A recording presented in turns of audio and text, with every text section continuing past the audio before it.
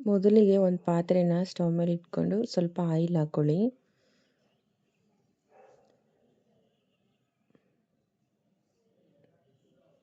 Oil heat ಆದಮೇಲೆ ಅದಕ್ಕೆ ಸಾಸಿವೆ ಮತ್ತು ಜೀರಿಗೆ ಸೇರಿಸಿ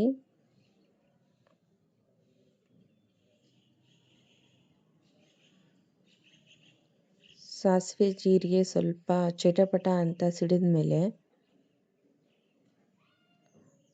ಅದಕ್ಕೆ ಬೆಳ್ಳುಳ್ಳಿ ಕರಿಬೇವು ಹಾಕಿ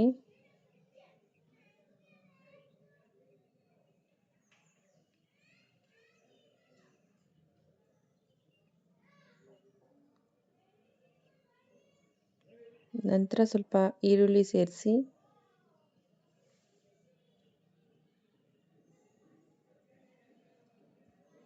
ಈರುಳ್ಳಿನ ಒಂದು 2 ನಿಮಿಷ ಬೇಯೋದಕ್ಕೆ ಬಿಡಬೇಕು. ಸೊ ಈರುಳ್ಳಿ ಬೆಂದಾದಮೇಲೆ ಕಟ್ ಮಾಡಿ ಇಟ್ಕೊಂಡಿರೋ ಎಲ್ಲ ವೆಜಿಟೇಬಲನ್ನು ಹಾಕಿ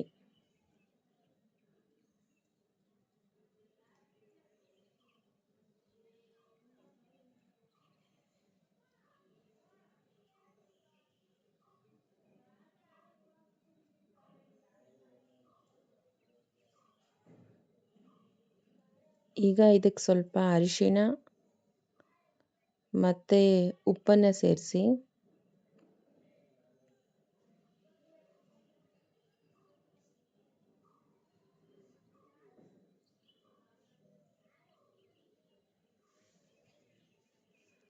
ಚೆನ್ನಾಗಿ ಮಿಕ್ಸ್ ಮಾಡಿ ಸ್ವಲ್ಪ ಹೊತ್ತು ಬೇಯೋದಕ್ಕೆ ಬಿಡಿ.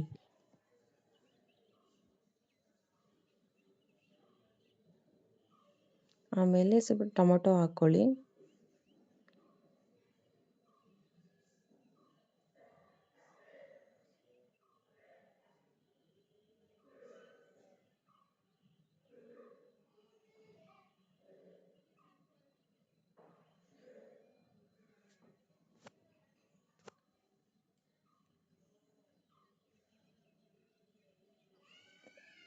ಆಮೇಲೆ ಸ್ವಲ್ಪ ಧನಿಯಾ ಪೌಡರು, ಚಿಲ್ಲಿ ಪೌಡರು, ನಿಮಗೆ ರುಚಿಗೆ ಎಷ್ಟು ಬೇಕು ಅನಿಸುತ್ತೋ ಅಷ್ಟನ್ನು ಆ್ಯಡ್ ಮಾಡ್ಕೊಳ್ಳಿ.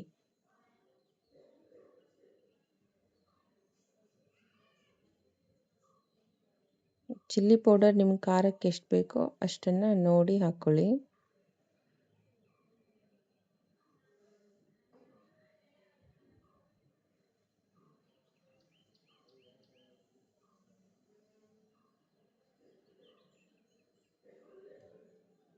ಆಮೇಲೆ ಬೇಯಿಸಿಟ್ಕೊಂಡಿರೋ ಅಂಥ ಬೇಳೆನ ಸೇರಿಸ್ಕೊಂಡು ನೀರು ನಿಮ್ಗೆ ಎಷ್ಟು ಬೇಕೋ ನೋಡ್ಕೊಂಡು ಅಳತೆಗೆ ಸ್ವಲ್ಪ ತಿಕ್ಕಾಗಿ ಬೇಕೋ ಇಲ್ಲ ತಿನ್ನಕ್ಕೆ ಬೇಕೋ ನೋಡಿಕೊಂಡು ನೀರನ್ನು ಆ್ಯಡ್ ಮಾಡ್ಕೊಳ್ಳಿ. ಆಮೇಲೆ ಬೇಯೋದಕ್ಕೆ ಬಿಡಿ. ಲಾಸ್ಟಲ್ಲಿ ಸ್ವಲ್ಪ ಹುಣಸೆ ರಸನ ಸೇರಿಸ್ಕೊಳ್ಳೋದು ಫೈನಲ್ ಟಚ್.